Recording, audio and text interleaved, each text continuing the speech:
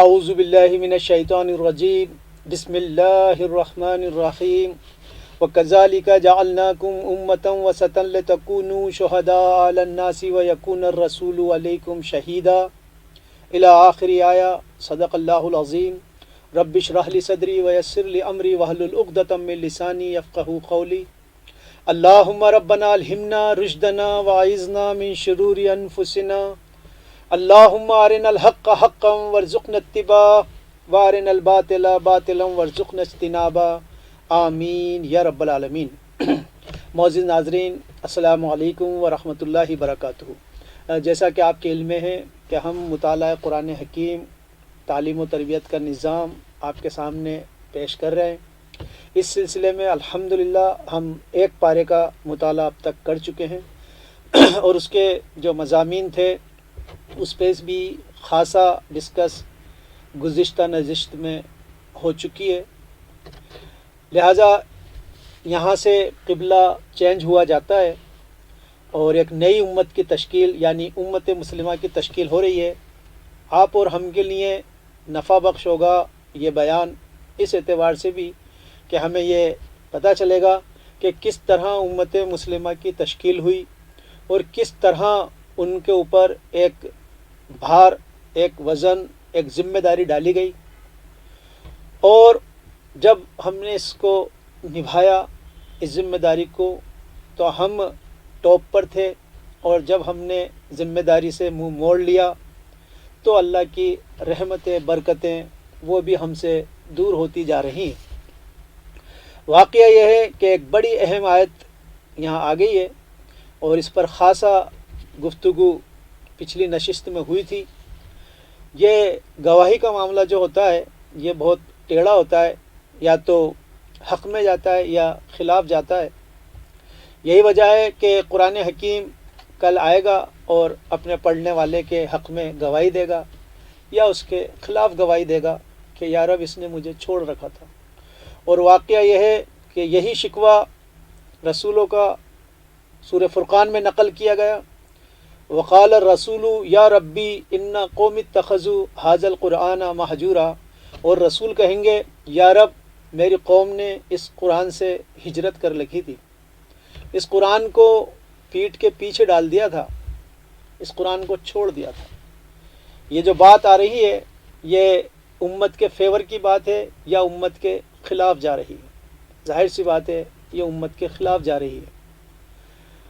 اگر تو ہم ذمہ داری نبھاتے ہیں تو اللہ تعالیٰ کا وعدہ بھی ہے کہ وہ سر بلند فرمائے گا، اور اگر اس کے دین کا ٹھٹا کر دیا جائے، اس کے دین میں ہیلے نکالے جائیں اور فرار کا راستہ اختیار کیا جائے تو اللہ تعالیٰ پھر اپنے حال پہ چھوڑ دیتا ہے. یہ اس کا قاعدہ ہے. یہ گواہی اسی بات کو خود اللہ کے رسول صلی اللہ علیہ وسلم کا ایک واقعہ میں آپ کے سامنے رکھوں کہ نبی اکرم صلی اللہ علیہ وسلم نے اپنے ایک خاص صحابی سے کہا کہ مجھے قرآن سناؤ. انہوں نے کہا کہ یا رسول اللہ یہ تو آپ پر نازل ہوا ہے، گویا کہ مطلب آپ کو سناؤ. تو آپ صلی اللہ علیہ وسلم نے فرمایا ہاں مجھے دوسرے سے سن کر تشفی ملتی ہے. جب صحابی نے سورہ نساء کی تلاوت شروع کر دی اور سورہ نساء پڑھتے ہوئے جب وہ آیت نمبر 41 پر پہنچے، فَكَيْفَ إِذَا جِئْنَا مِنْ كُلِّ أُمَّةٍ بِشَهِيدٍ وَجِئْنَا بِكَ عَلَىٰ هَٰؤُلَاءِ شَهِيدًا. تو آپ صلی اللہ علیہ وسلم نے فرمایا حسبک حسبک، ٹھہر جاؤ ٹھہر جاؤ. صحابی نے جب نظر اٹھا کر دیکھی تو آپ صلی اللہ علیہ وسلم کے آنکھوں سے آنسو جاری تھے.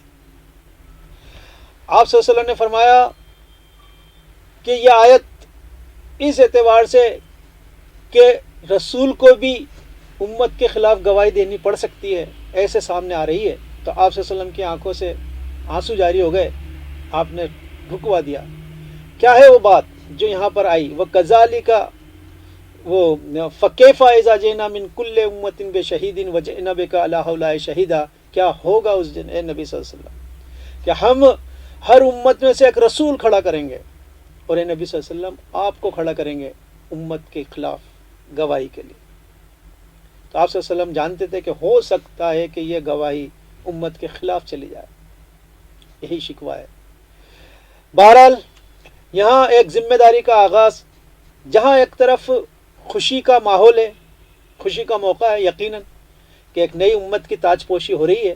یہ بالکل اسی طرح سے ہے جیسے کہ آپ کے ہاں بیٹا پیدا ہوتا ہے تو آپ لا محالہ خوشیاں مناتے ہیں، لیکن یہ بھول جاتے ہیں کہ اگر اس اولاد کی تربیت اسلام پر نہیں ہوئی تو یہ صبح نحو بھی بن سکتا ہے، یہ ہمیں جہنم کا ایندھن بھی بنا سکتا ہے. اسی لیے تو دعا مانگی جاتی ہے کہ یا رب جو ماتحت تھے میرے ان کا متقی بنا، جن کا میں امام ہوں، اور ان کو میری آنکھوں کی ٹھنڈک بنا.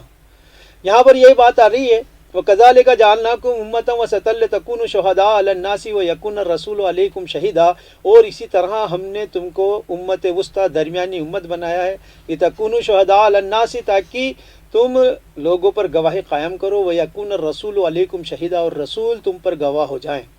وَمَا جَعَلْنَا الْقِبْلَةَ الَّتِي كُنْتَ عَلَيْهَا إِلَّا لِنَعْلَمَ مَن يَتَّبِعُ الرَّسُولَ مِمَّن يَنقَلِبُ عَلَى عَقِبِهِ.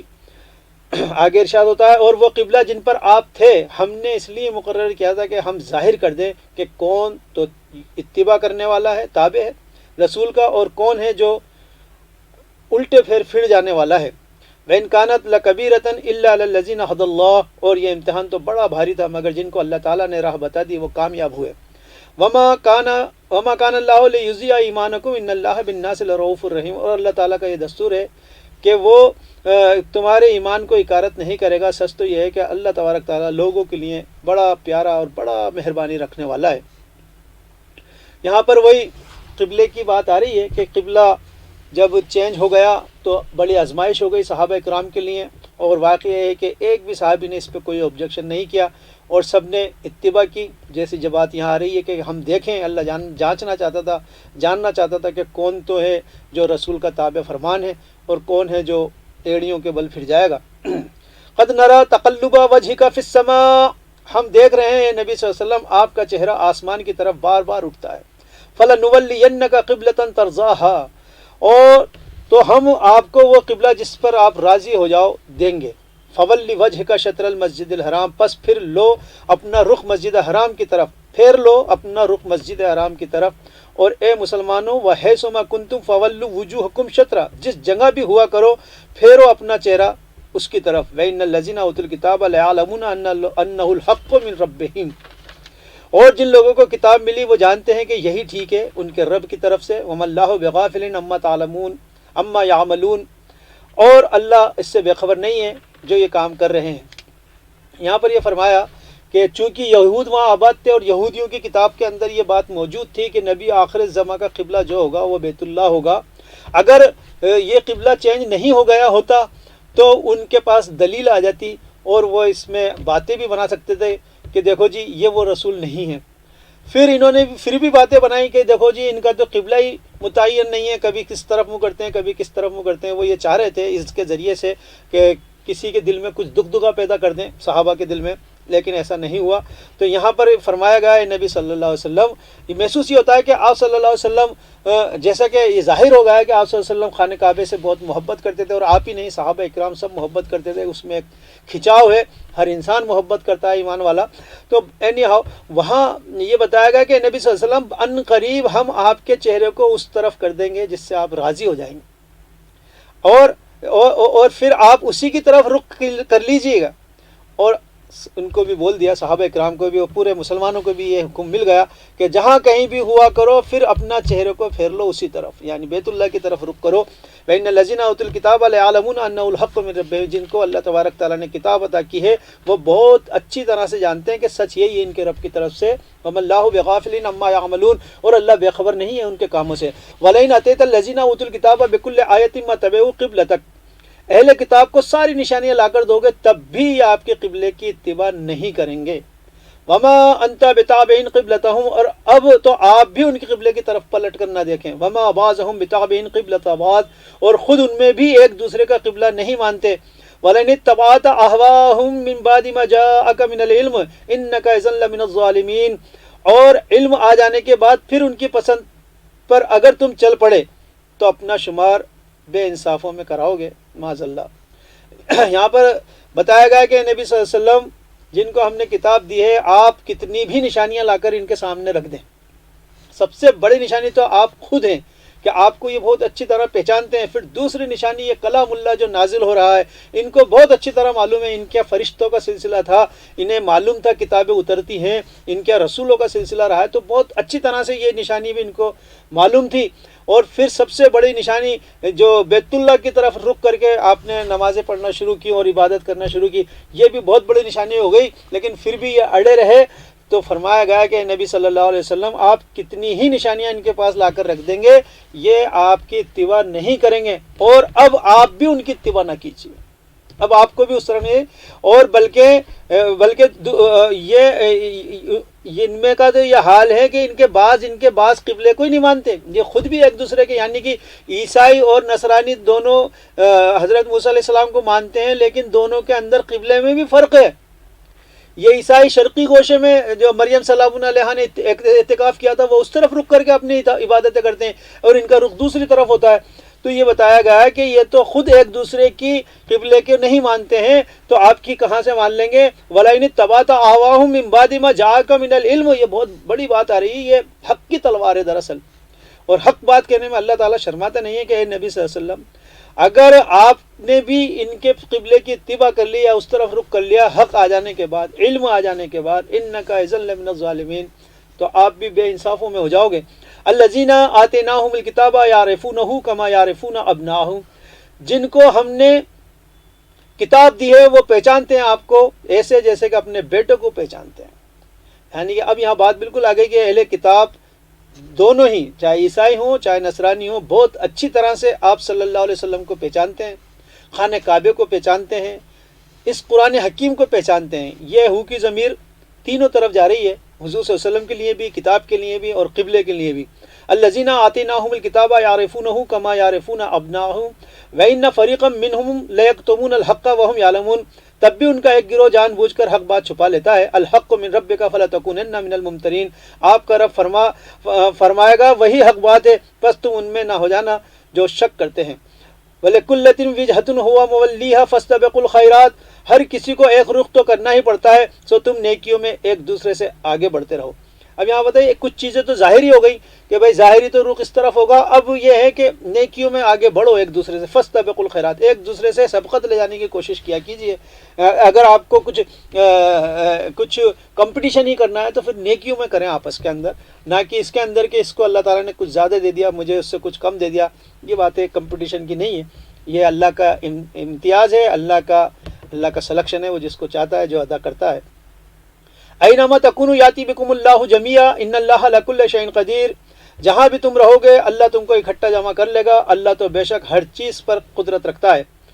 وَمِنْ حَيْثُ خَرَجْتَ فَوَلِّ وَجْهَكَ شَطْرَ الْمَسْجِدِ الْحَرَامِ, اور جس جگہ سے بھی تم نکل چلو اور جہاں جاؤ نماز کے لیے اپنا چہرہ مسجد حرام کی طرف کر لیا کرو.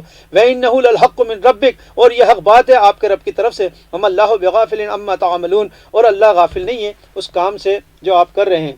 یعنی کہ اب یہاں پر پورا ایک عام حکم کر دیا گیا اہل ایمان کے لیے, سب کے لیے کہہ دیا گیا کہ جہاں کہیں بھی ہو, کہیں سفر میں ہو, کہیں نکلو, تو پھر تم اپنا رخ جو ہے وہ خانہ مسجد حرام کی طرف کر لیا کریں, اپنا چہرہ مسجد حرام کی طرف کر لیا کریں. کوئی ایک تو متعین کرنا ہی تھا, اور پھر یہ اعتراض والی بات بھی نہیں ہے کیونکہ آپ کی کتابوں میں یہ بات لکھی ہوئی تھی کہ ان کا قبلہ کیا ہوگا.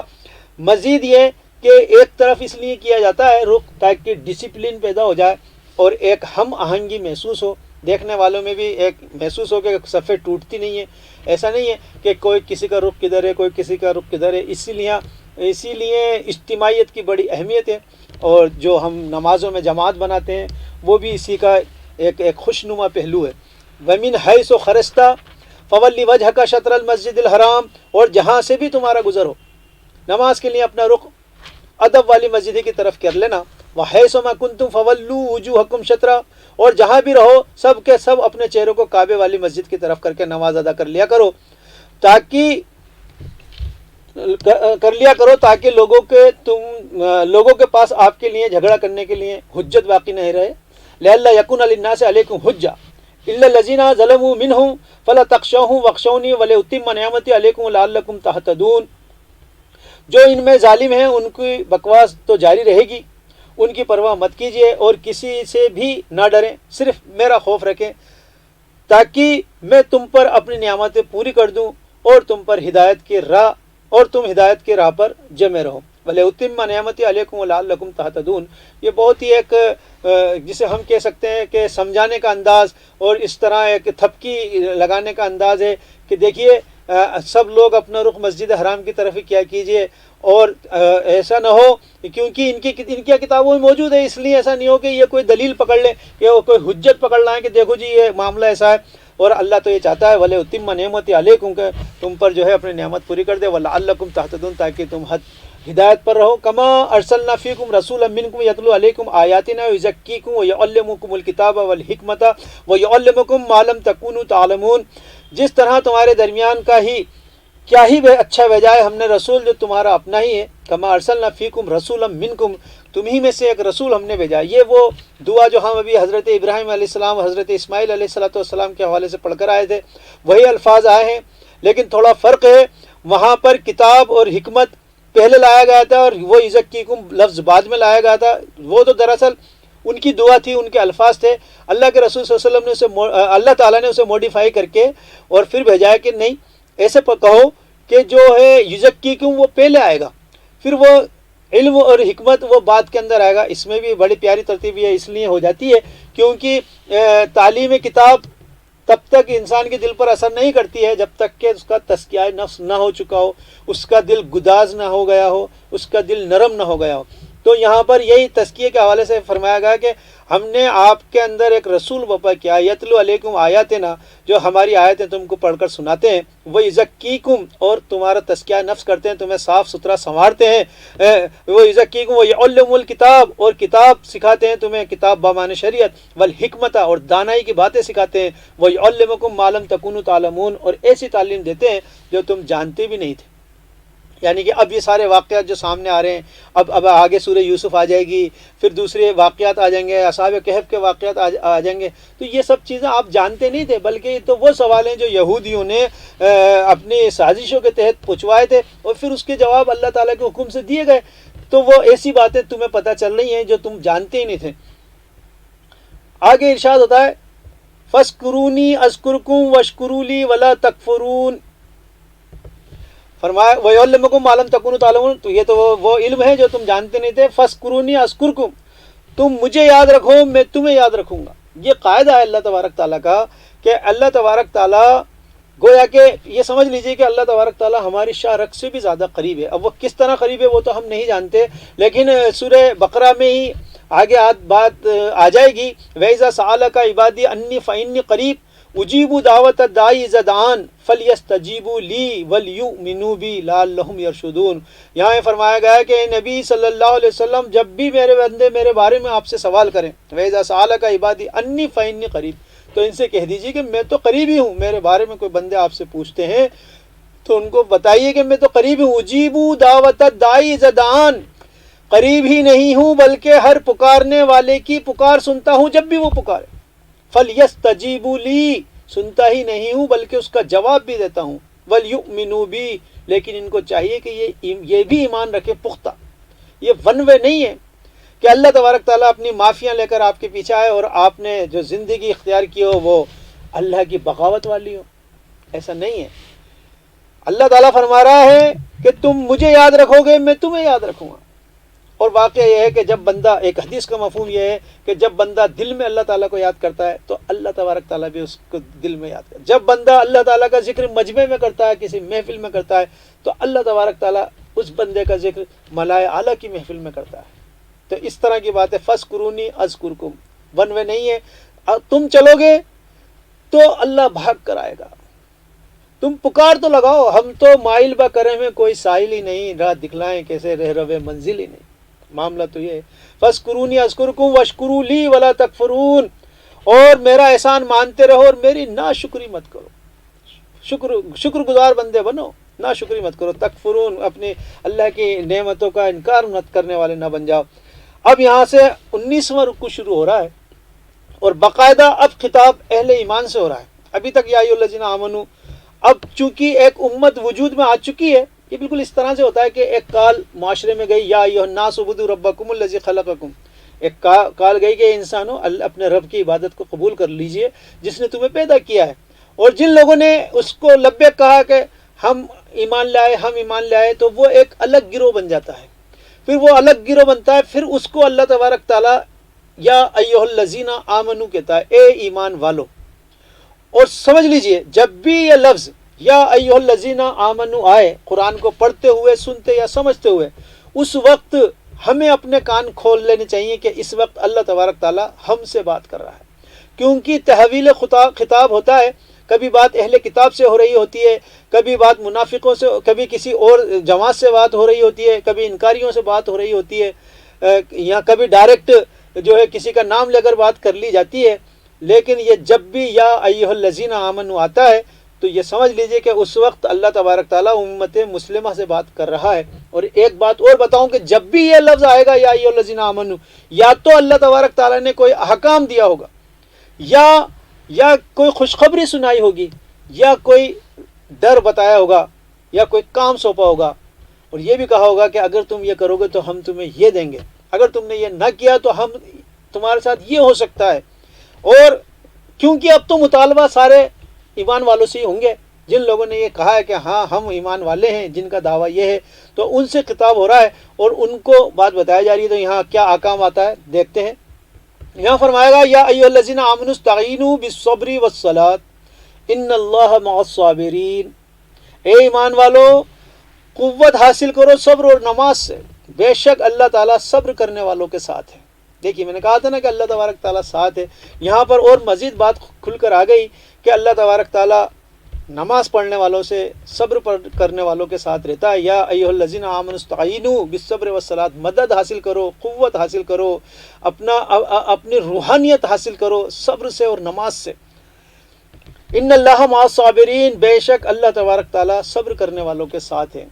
ولا تقولوا لمن يقتل في سبيل الله اموات بل احیاء ولکن لا تشعرون، جو کوئی بھی قتل کیا جائے اللہ کے راستے میں اسے مردہ مت کہو، بلکہ وہ تو زندہ ہے لیکن تم اس کا شعور نہیں رکھتے ہو۔ اب یہاں پر ایمان والوں سے جب بات آ رہی ہے تو ایمان والوں کو عمل پر کھڑا کرنا ہے۔ ابھی کچھ ہی دنوں میں آگے جا کے جنگیں ہو جائیں گی، تو یہ بتایا گیا کہ جو لوگ اللہ کی راہ میں قتل ہوتے ہیں، ولا تقولوا لمن يقتل في سبيل الله اموات، اللہ کے راستے میں، فی سبیل اللہ، یہ نہیں کسی اور راستے میں، صرف اللہ کے راستے میں، اللہ کے دین کے لیے اپنی جان جو نچھاور کرتا ہے وہ مردہ نہیں ہے، بل احیاء، بلکہ وہ زندہ ہے، ولکن لا تشعرون، وہ کیسے زندہ ہے اس کا شعور ہمیں نہیں ہے۔ ولا تقولوا لمن يقتل في سبيل الله اموات، اور یہی وجہ ہے کہ دور رسالت میں یا دور صحابہ میں کوئی سا بھی ایسا دن ایسا نہیں ہے جس میں عظیم قربانیاں نہیں دی گئی ہوں۔ اسلام کی یہ جسے ہم کہہ سکتے ہیں گلے سبز پورے بکھرے ہوئے ہیں چاروں طرف، ہر جگہ اسلام کی قربانیاں موجود ہیں۔ سیرت میں آپ چلے جائیے، کوئی سا بھی واقعہ آپ اٹھا لیجئے، صحابہ اکرام کی زندگی آپ دیکھ لیجئے، وہاں آپ ان قربانیوں کی ایک بڑی داستان وہاں پر موجود ہے۔ یہاں فرمایا گیا، اور یہ اسی لیے بتایا گیا کہ آپ صلی اللہ علیہ وسلم کی بڑی آرزو تھی، بلکہ آپ صلی اللہ علیہ وسلم کی دعا مجھے مل جاتی ہے۔ آپ صلی اللہ علیہ وسلم کی یہ دعا تھی، اللہم انی اسألوک شہادتا فی سبیلک، اے اللہ میں تجھ سے تیری راہ میں شہید ہونے کا سوال کرتا ہوں۔ آپ صلی اللہ علیہ وسلم فرماتے ہیں کہ میری بڑی آرزو ہے کہ میں اللہ کی راہ میں قتال کروں اور مجھے قتل کیا جائے، پھر مجھے زندہ کیا جائے، پھر مجھے قتل کیا جائے، پھر مجھے زندہ کیا جائے، پھر مجھے قتل کیا جائے۔ یہ اللہ کے رسول صلی اللہ علیہ وسلم کی آرزو تھی۔ اللہ تعالیٰ نے آپ صلی اللہ علیہ وسلم کی یہ آرزو پوری نہیں کری، کیونکہ رسول دنیا میں قتل نہیں ہوتے ہیں۔ اگر رسول دنیا میں قتل ہو جائیں تو گویا کہ ان کی مغلوبیت کا پہلو نکلتا ہے۔ اللہ تعالیٰ کا یہ وعدہ ہے کہ میں اور میرا رسول تو غالب آ کر رہتے ہیں، لہذا آپ صلی اللہ علیہ وسلم کی دعا قبول نہیں ہوئی۔ لیکن آپ صلی اللہ علیہ وسلم نے یہ بھی فرمایا کہ اگر امت میں کوئی ایسا شخص ہے جس نے کبھی جنگ نہ لڑی یا جنگ لڑنے کی آرزو بھی نہیں رکھی اور وہ اسی آرزو میں چلا گیا تو وہ ایک طریقے سے نفاق پر مرا۔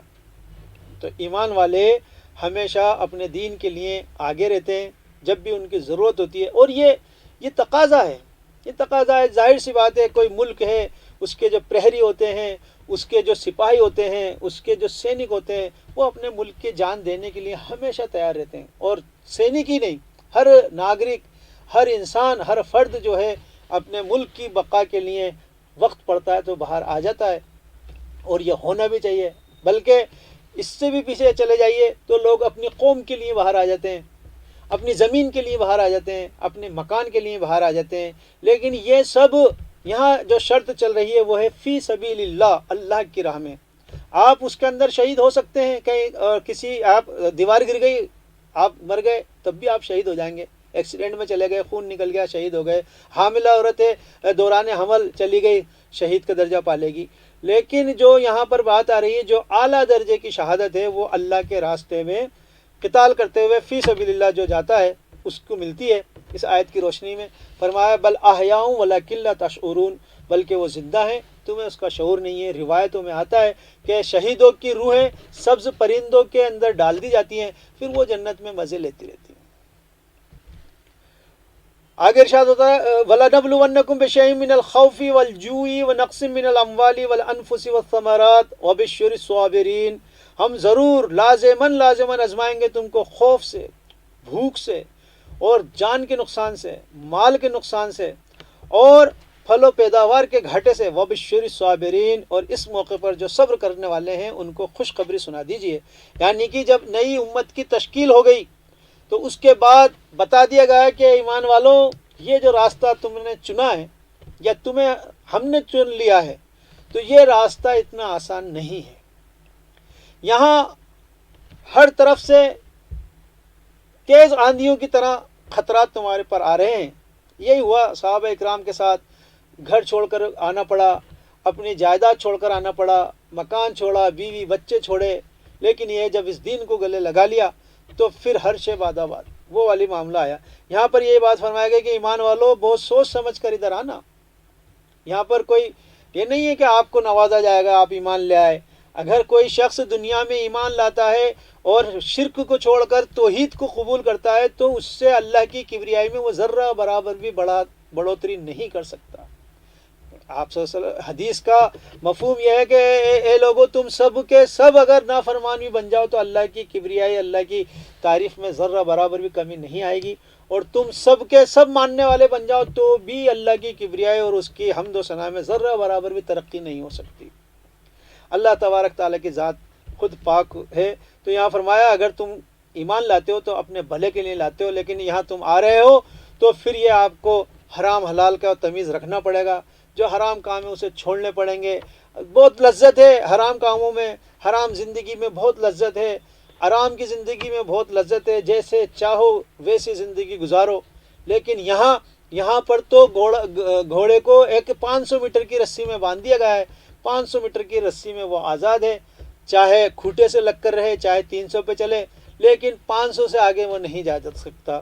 یہ حدیں ہیں اللہ تعالیٰ کی، اس کے قریب بھی مت جاؤ۔ گویا کہ اس طرح کی زندگی ہے اسلام والی، اور یہی زندگی مطلوب ہے۔ اسی زندگی کے ذریعے سے اللہ آخرت میں انسان جنت پاتا ہے، آخرت میں اعلیٰ مقام پاتا ہے، جنت الفردوس پاتا ہے۔ تو فرمایا وَلَنَبْلُوَنَّكُمْ، یہ دیکھیے جو لفظ آ رہا ہے وَلَنَبْلُوَنَّكُمْ، یہ لام مفتوح اور نون مشدد کے ساتھ جو لفظ آتے ہیں اس کے اندر تاکید پائی جاتی ہے، بہت زیادہ اس کے اندر تاکید ہوتی ہے۔ وَلَنَبْلُوَنَّكُمْ، ضرور بالضرور، یقیناً، وَلَنَبْلُوَنَّكُمْ بِشَيْءٍ مِّنَ الْخَوْفِ، ہم ضرور تمہیں آزمائیں گے۔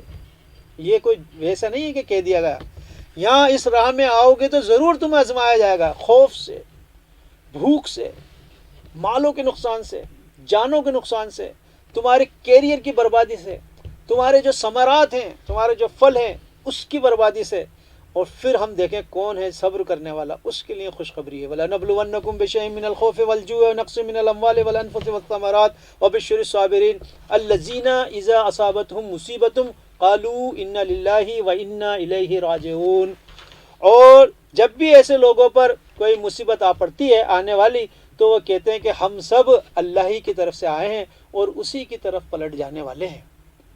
یہ ہے وہ جملہ جو ہم انتقال کے وقت پڑھتے ہیں، انا للہ و انا الیہ راجعون، اور یہی ہماری حقیقت بھی ہے، ہر انسان کی حقیقت یہی ہے کہ ہم اے باری تعالیٰ، ہم تیری طرف سے آئے ہیں اور تیری طرف کا ہی سفر ہم کر رہے ہیں۔ جب بھی کوئی انسان چلا جاتا ہے تو یہی کہا جاتا ہے کہ ہم تیری طرف سے آئے ہیں اور تیری طرف لوٹ کر جانا ہے۔ اولئک علیہم صلوات من ربہم ورحمہ واولئک هم المہتدون، ایسے لوگوں پر عنایت ہے ان کے رب کی طرف سے اور رحمت بھی ہے، اور یہی سیدھی راستے پر چلنے والے ہیں۔ یہ اولئک کا کلمہ حسر ہے، یہ فرمایا گیا کہ یہی لوگ ہیں جو ہدایت یافتہ ہیں، جن کے اعمال یہ ہیں کہ وہ اتنی مشکلات میں بھی صبر پر قائم رہتے ہیں۔ تو اللہ تبارک تعالیٰ اور یہ کہتے رہتے ہیں کہ ہم تیری طرف سے آئے ہیں، تیری طرف لوٹ جانے والے ہیں۔ تو دراصل ایسے لوگوں پر اللہ کے انعام، اللہ کی رحمتیں ہوتی ہیں، اور یہی لوگ ہیں جو دراصل کامیاب ہیں۔ ان الصفا والمروۃ من شعائر اللہ، بے شک صفا اور مروہ اللہ کی نشانیوں میں سے ہے۔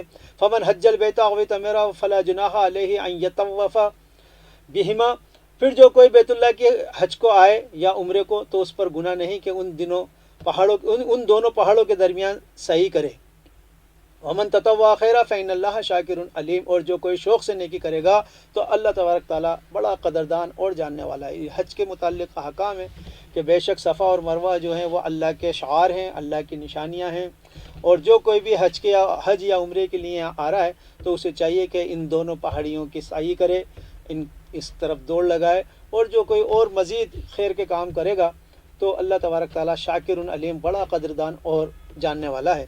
ان الذين يكتمون ما انزلنا من البينات والهدى من بعد ما بيناه للناس في الكتاب اولئك يلعنهم الله ويلعنهم اللاعنون، جو لوگ چھپاتے ہیں اس صاف صاف حکم کو جو ہم نے نازل فرمایا ہے اور راہ کی نشان کو چھپاتے ہیں بعد اس کے کہ انسانوں کے لیے ہم نے اس کو کتاب میں کھول کر ان کو بیان کر دیا ہے، ایسے لوگوں پر اللہ کی لعنت ہے، پھٹکار ہے، اور ہر کسی نے ان پر لعنت کی ہے۔ جو بھی لعنت بھیجنے والے ہیں ان کی بھی لعنت ان کے اوپر آ رہی ہے۔